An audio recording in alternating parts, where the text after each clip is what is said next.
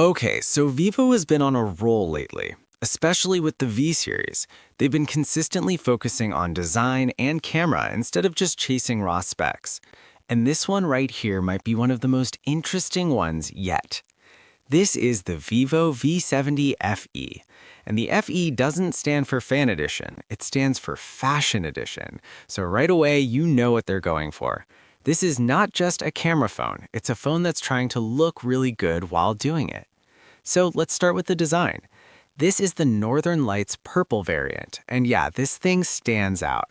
It has this layered gradient finish with a subtle pattern underneath, and depending on how light hits it, it almost changes color.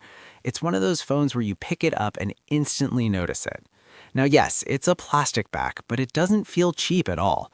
It's smooth, slightly matte, and actually feels pretty refined.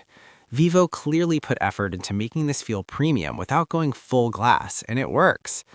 If the purple feels a bit too loud, there's also a cleaner blue option, but let's be honest, this is the one people are going to notice. Now, in terms of how it feels, this phone is slim, lightweight, and has nicely rounded edges, so it's super comfortable to hold even for long periods, and not something a lot of phones miss.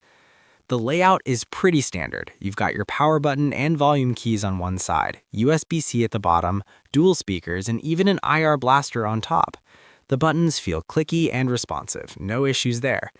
Now, the camera module also deserves a mention. It's a vertical pill-shaped design with metallic rings around the lenses, which gives it a more premium look.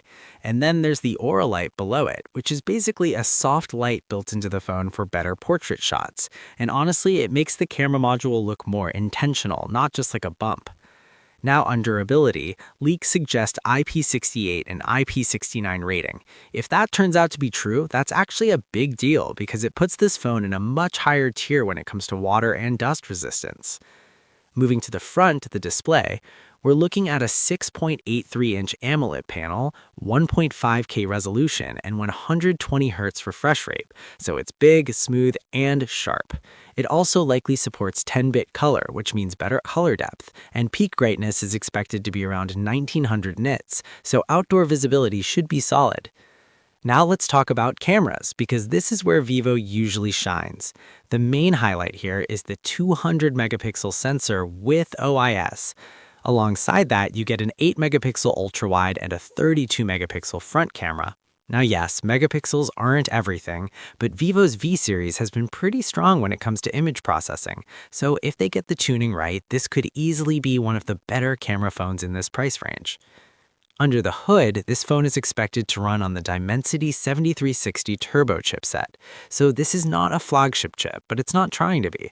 It sits in that upper mid-range category, which means you'll get smooth daily performance, decent gaming, and good efficiency overall. For most people, that's more than enough. Now, the battery, this is actually one of the standout features. A 7,000 milliamp hour battery. That's huge, way bigger than what you usually see in this segment. And on top of that, you get 90-watt fast charging. So you're getting both big battery and fast charging, which is a great combination. On the software side, it's expected to run on Android 16 with Origin OS 6 on top. That means a clean, smooth experience with a lot of customization options. There's also talk of up to 6 years of security updates, which, if true, is actually really solid. Now, coming to the price, it's expected to launch around 35,000 rupees, with offers bringing it closer to around 30 to 32K. And at that price, this phone is clearly targeting the premium mid-range segment. So here's the thing. This phone isn't trying to be the fastest. It's not trying to be the most powerful. Instead, it's focused on what most people actually care about. Good design, strong cameras, big battery, and a solid everyday experience. And honestly, that's a pretty smart approach. So yeah, this might not be a spec monster, but it could be a really good all-around phone. The real question is, would you pick this phone over other phones in this price range? Let me know. All right, thanks for watching. Catch you guys in the next one.